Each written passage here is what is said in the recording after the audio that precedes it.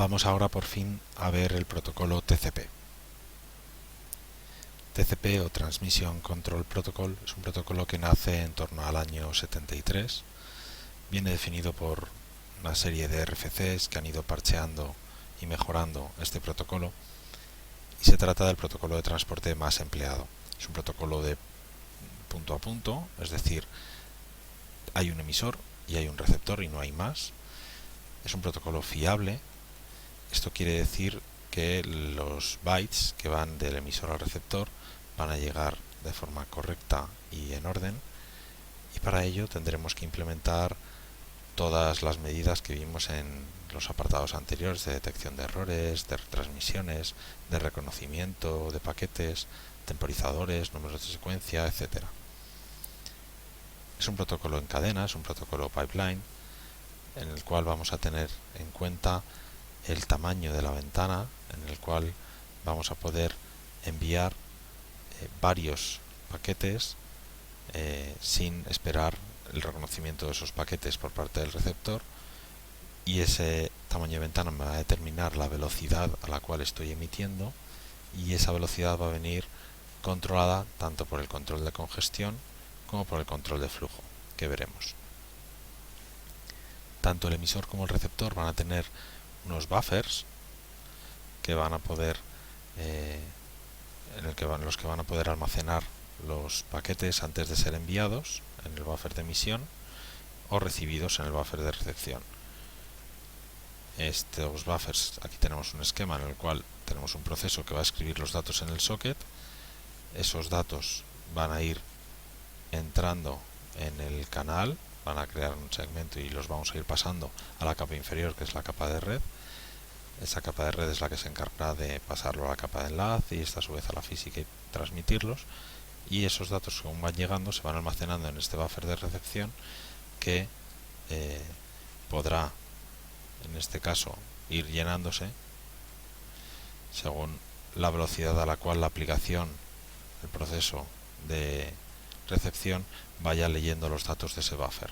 Si ese proceso que lee los datos en recepción es un proceso muy lento, que lee un paquete cada minuto, pues este buffer de recepción se podría llenar. Y para eso tenemos el control de flujo. Es decir, el control de flujo nos va a permitir controlar la velocidad a la que enviamos los datos desde el emisor para no saturar al receptor si es un receptor que lee los datos lento, y por tanto se podría llenar este buffer.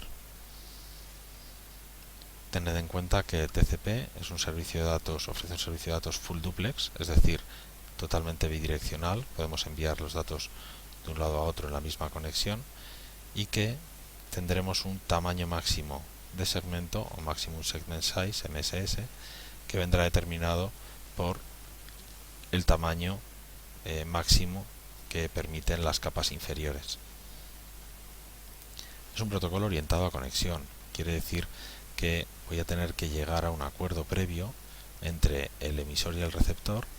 Es un acuerdo en 3 fases o handshaking, en el cual se intercambian emisor y receptor unos mensajes de control para poder acordar cómo van a hacer esa comunicación. Por ejemplo, en ese acuerdo se dicen cuál es el maximum segment size, cuáles son los números de secuencia iniciales, etc.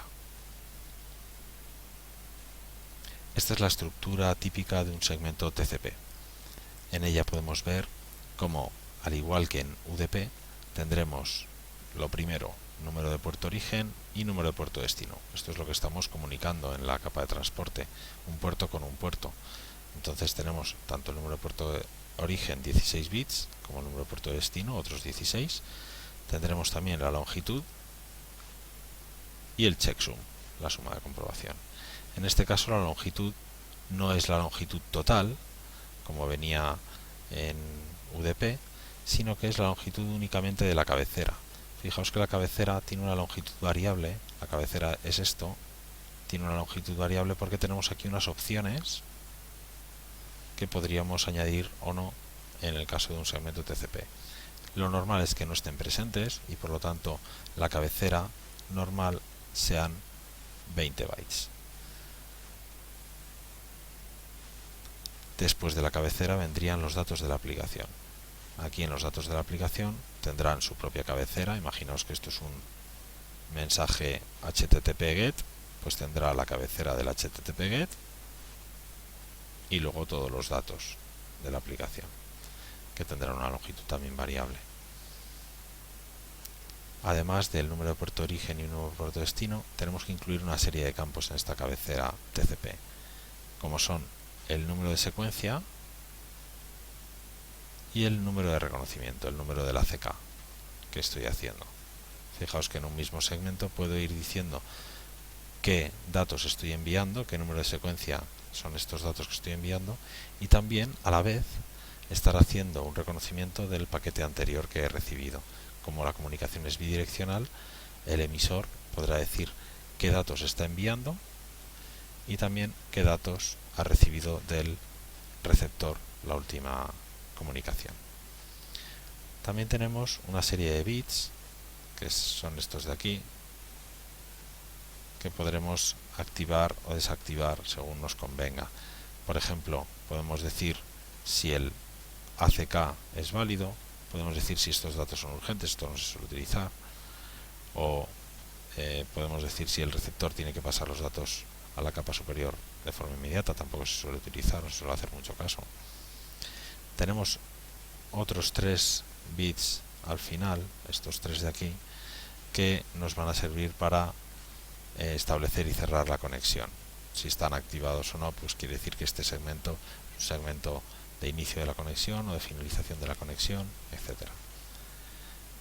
Por último, también tendremos una ventana de recepción que nos va a decir cuántos bytes el receptor está dispuesto a aceptar. Es decir, ese buffer de recepción que hemos hablado antes, cómo de lleno está. También tenemos un puntero de datos urgente, que esto tampoco se suele utilizar, como he dicho. Pasemos a ver cómo TCP implementa esa fiabilidad dentro de su transferencia de datos. Como sabemos, TCP funciona sobre la capa de red que utiliza normalmente como protocolo en Internet IP, que IP es un servicio no fiable. Por lo tanto, tenemos que dotar a IP de una fiabilidad y eso se consigue a través de TCP, mediante mecanismos que hemos visto en los apartados anteriores, como puede ser, por ejemplo, el empleo de reconocimiento de paquetes con ACKs. En el caso de TCP, lo que se emplea son ACKs acumulativos, como los que empleábamos en GoBackN, aunque se puede implementar, y es lo habitual, en las opciones de la cabecera, utilizar lo que se denominan Selective ACKs, que son ACKs selectivos, y que es lo que se emplea normalmente. Llegan a un acuerdo emisor y receptor y ven que los dos soportan estos ACKs selectivos y son ACKs individuales, como los que utilizábamos en el protocolo, por ejemplo, de repetición selectiva. TCP va a utilizar un único temporizador para la retransmisión de los datos. Tendremos que esperar a que termine el temporizador para retransmitir, o bien esas retransmisiones se pueden disparar o bien porque acaba el temporizador o bien porque recibimos varios ACKs duplicados. Si yo digo te mando el 6, te mando el 7, te mando el 8 y tú me sigues contestando estoy esperando el 3, estoy esperando el 3, estoy esperando el 3, va a ser que el 3 se ha perdido. Vamos a considerar inicialmente que este TCP es un TCP simplificado. Vamos a ignorar estos ACKs duplicados que comentábamos y vamos a ignorar el control de flujo y control de congestión que veremos más adelante. ¿Cómo funciona TCP? Pues va a utilizar los números de secuencia y números de reconocimiento para poder evitar el tema de los duplicados y para saber qué es lo que está llegando correctamente. En cuanto al número de secuencia, el emisor va a incluir en su paquete, y por emisor en una comunicación TCP ya sabemos que es bidireccional, por lo tanto, tanto los paquetes que envíe este host a este host van a tener un número de secuencia y un número de de ACK, como los paquetes que envíe este host a este tendrán también su número de secuencia y su ACK. Es decir, en cada paquete estamos enviando el número de secuencia de los datos que estamos enviando y el ACK, es decir, el reconocimiento de los últimos datos recibidos por este host. Aquí van ambas cosas. Y aquí igual. Estamos enviando tanto el número de secuencia de los datos que envía B a A, pero también estamos diciendo qué datos son los que hemos recibido correctamente por B. Por lo tanto, el número de secuencia del host A será, en este caso, 42. Le está diciendo el número del primer byte de la secuencia de datos del segmento. El primer byte que estoy mandando es el 42. Eso es lo que está diciendo aquí este host. Por lo tanto, en este ejemplo que estoy mandando como datos, A le está mandando únicamente un byte, un carácter, en este caso la letra C, estaría únicamente mandando el byte 42. Pero si en datos estoy mandando, por ejemplo, 10 bytes, estaría mandando desde el 42 hasta el 51. El host B lo que hace es reconocer que recibe ese byte en el siguiente mensaje que envía a A. En el siguiente mensaje que envía a A, el valor del número de reconocimiento, el número ACK, le dice, para decirle que ha recibido el 42 correctamente, le dice siempre el siguiente byte que está esperando en el host. ¿Vale? Al contrario de lo que vimos, por ejemplo, en GoBackN, en el que decíamos el último byte recibido correctamente, que en este caso tendría que haber puesto aquí el 42, aquí le decimos el byte que estamos esperando. Estamos esperando el 43, porque el 42 lo hemos recibido correctamente, hasta el 42. ¿Vale? En el caso de que fuesen 10 bytes, como he dicho antes, los que enviara A a B, aquí tendría que decir, enviada del 42 al 51, aquí tendría que decir que estoy esperando el 52. ¿Vale?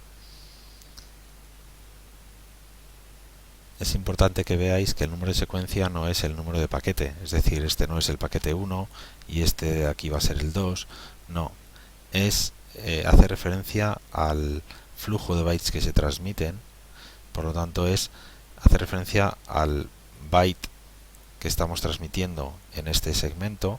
Estamos transmitiendo desde el 42 hasta el 42, en este caso porque solo es 1, ¿vale? Pero si enviáramos 10, pues desde el 42 hasta el 51. ¿Vale? No este es el segmento 1, este es el segmento 2, etcétera, sino hace referencia al número de bytes que estamos mandando en el flujo de la comunicación. Ese número de secuencia además se elige inicialmente de forma aleatoria entre el emisor y el receptor. Entonces el emisor elige un número de secuencia para transmitir y el otro emisor, ¿vale? Pues tenemos dos emisores, el otro emisor también va a elegir su número de secuencia para transmitir. Entonces en este caso, por ejemplo, elige el 42 como número inicial y empieza a transmitir. Y el otro emisor, que es el B, elige el otro número de secuencia, que es el 79, por ejemplo.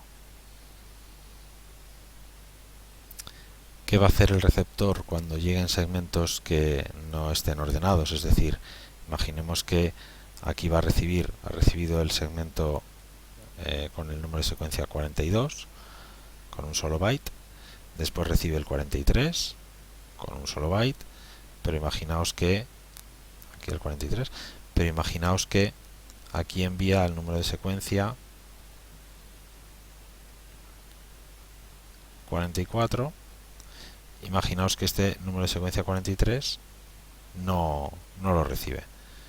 Pues tendría que ver el receptor qué hacer con este número de secuencia 44 que recibe aquí. Si almacenarlo, si descartarlo. Entonces, por lo general, aunque no lo especifica la RFC, por lo general lo que hace es guardarlo, ¿vale? Para luego, cuando reciba los otros, entregarlos todos.